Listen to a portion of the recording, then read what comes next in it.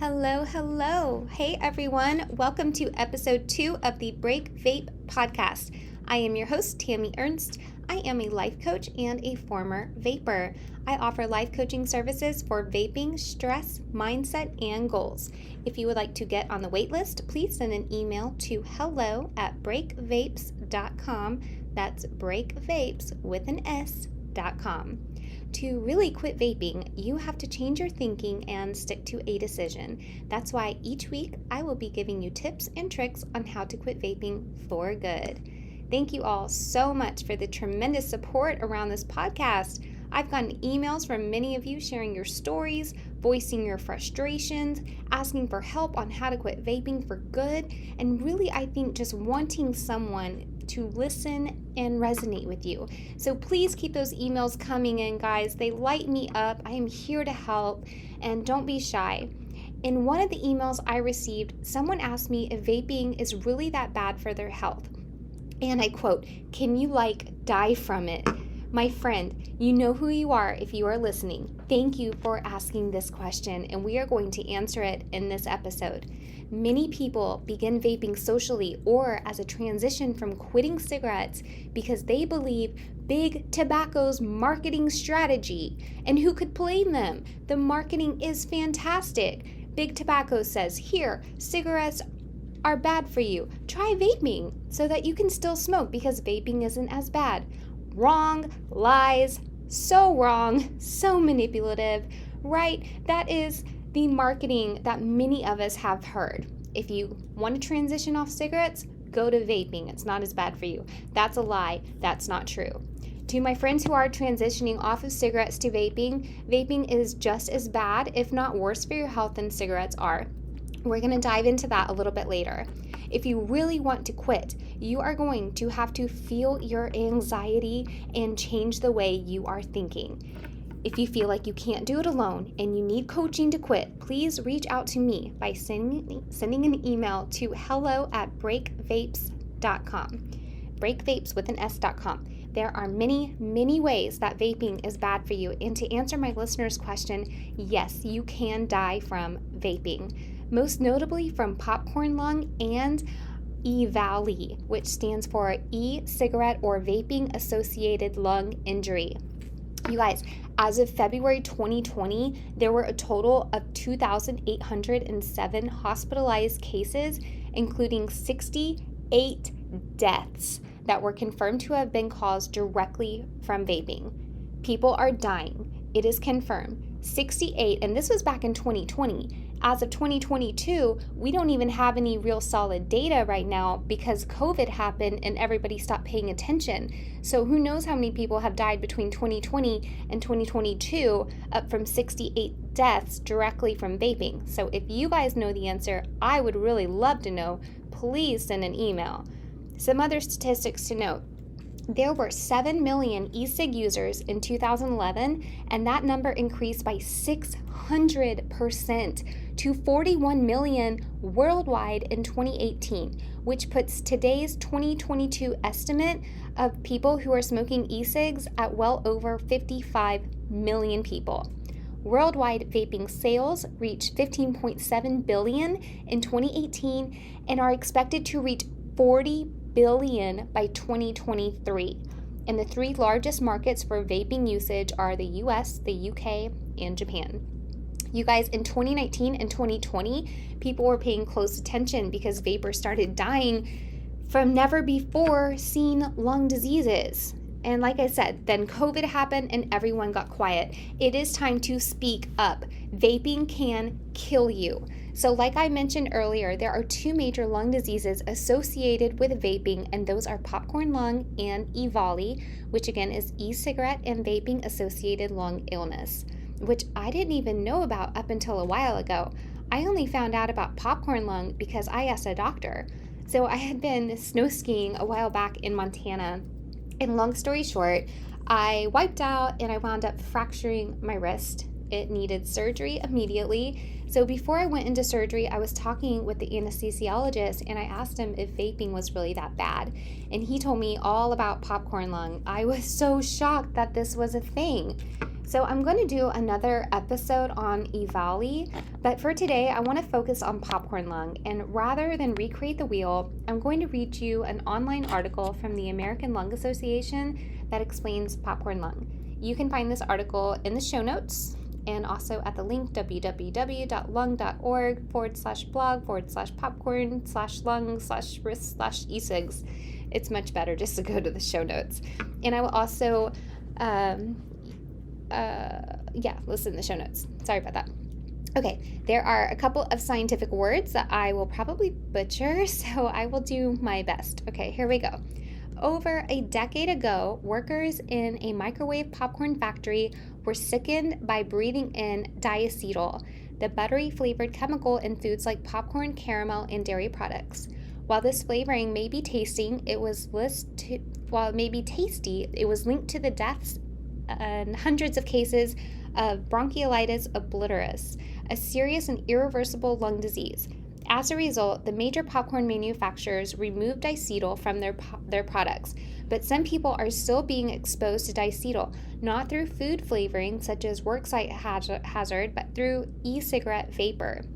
When inhaled, diacetyl causes bronchiolitis obliterans, more commonly referred to as popcorn lung, a scarring of the tiny air sacs in the lungs, resulting in the thickening and narrowing of the airways. While the name popcorn lung may not sound like a threat, it is a serious lung disease that causes coughing, wheezing, and shortness of breath, similar to the symptoms of chronic obstructive pulmonary disease, also known as COPD.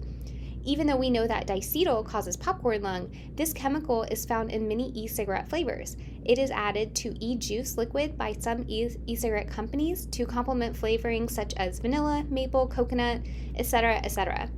So while diacetyl was swiftly removed from popcorn products since it could cause this devastating disease among factory workers, e-cigarette users are now directly inhaling this harmful chemical into their lungs. In fact, researchers at Harvard found that 39 of 51 e-cigarette brands contain diacetyl. Wow, that's 39 out of 51. The study also found that two similarly harmful chemicals, 2,3-pentadone and acetone, present in 23 and 46 of the 51 flavors it tested. And roughly 92% of the e-cigarettes that had one of the three chemicals present. I hope I didn't butcher that. That was a lot of numbers. Moving on. This is an urgent issue for public health, especially given the popularity of e-cigarettes among youth. The American Lung Association believes it's imperative that FDA act quickly to require that diacetyl and other harmful chemicals be removed from e-cigarettes. Remember, the American Lung Association is here to save lives by improving lung health and preventing lung disease. Read our public education statement on e-cigarettes and lung health, and when you're ready to quit tobacco for good, we are here to help. And there you have it. That is the end of the article, and hopefully the beginning of you becoming very curious about popcorn lung and EVALI and all the other reasons vaping is absolutely horrible. Okay, I'd like to read you all a few posts from some groups that I am in on social media. These are actual people or relatives of actual people who have had popcorn lung or EVALI. So person number 1 says, and of course I've kept their names confidential. Person number 1 says, I am 44. I started smoking regular run-of-the-mill cigarettes when I was 16 years old. Started smoking full-time at 18 and was the girl who openly stated I would not quit. I enjoyed smoking. It was my quote-unquote thing. I have 2 girls, 18 and 25 now, and I smoked the entire time they were little. I had surgeries and would smoke as I walked into the entrance. You get the picture. December of 2019, I got a sinus infection. No big deal. I get them every winter. I was vaping as my new boss was very health conscious and did not like smokers. I went to the doctor, got antibiotics, prednisone, and vaped, and then I woke up in the ICU 2 weeks later on a ventilator and on ECMO. I couldn't speak. I was diagnosed with EVALI. My lungs are a blank show now. A shit show. Sorry for those of you who don't cuss. It says my lungs are a shit show now. I have severe persistent asthma and an aneurysm in my heart, memory loss, PTSD. I can't work for my health conscious boss. I can barely take care of myself. EVALI is serious, and I had no idea it existed. My prayers go out to you. Okay, next person says, I'm trying not to get emotional here. This is why we have the podcast, guys. This is why we want to spread the word, spread awareness. This woman wound up in the ICU and didn't even know that EVALI was a thing. That just makes me want to keep doing this podcast. Okay, next person said, I started to get sick in early August 2019 and was hospitalized on August 20th, 2019. I spent 14 days in the hospital, 7 of them in the ICU. Initial diagnosis was pneumonia, then chemical pneumonitis. I was told I was the second person in my state hospitalized with vaping-related injuries, and the diagnosis was updated to EVALI once the term was coined a few months later. A year later, I still have insane shortness of breath and tachycardia upon standing, in addition to flashbacks and panic attacks. I've not followed up much with the doctors as the aftercare post-hospital was truly a mess. And let's move on to, okay, and then this person wraps up by saying, I'm wondering if anyone is still dealing with EVALI-related issues after quite some time and or would want to discuss their experiences in general. I feel very alone coping with everything, especially during COVID. It has been really stressful. My prayers go out to you. Okay. And the last one that I'm going to include here, I almost cried the first time I read this. I'm going to try not to so I can actually speak to you guys on this podcast. Okay, this person says, my grandson is 15 and he is in the ICU ward. He's lost 45 pounds in 2 weeks. He hasn't eaten solid food in almost 2 weeks. Yesterday was the first time in 13 days that he was able to keep liquids down. Today was the first day in 4 days that he was able to stand up. Of course, the hospital ran tests for anything and everything they could think of.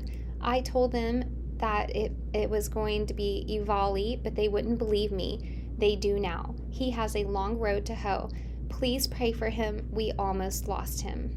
Oh, so sad. My prayers go out to you and the family of this 15-year-old boy. You guys, this is probably just some kid who picked up a vape socially and had absolutely no idea how bad it was and that it could land him in the ICU. It's awful. We've got to spread the word. Okay, deep breaths. I'm going to try not to cry or get mad. These posts make me so emotional because I know how it feels to try to quit vaping, and I know how weak I felt as a person every time I failed. It was more than I just can't quit. It became part of my identity almost, like I felt like a failure. I couldn't do it. And I see this theme recurring and happening with people in socials that I interact with about quitting vaping. And you guys, it is a choice to vape or not, but I understand how hard it is, and I wholeheartedly believe that it is not your fault that you are addicted to vaping. If you go back and you listen to the first episode of this podcast, I had everyone do a little exercise where we hold our vapes up in front of us, and then we go through how it is a carefully curated billion-dollar industry, and all the marketing and research and everything has been created to get you hooked on vapes and to keep you addicted. So it is not your fault. And now that we know how bad it is, let's spread the word because people are dying. Someone asked me on socials just like last night actually how I quit vaping for good. And even though I do have a system that I used that I am kind of creating right now to share with you guys later on, my number one thing that helped me quit vaping for good was to help others quit too. I quit for good, and I would love to take you with me. Okay, next week we will continue our discussion on all things vaping. If there is anything you would like me to cover on the podcast or anything at all that you would like to share with me, please email hello@breakvapes.com. That's breakvapes with an S.com.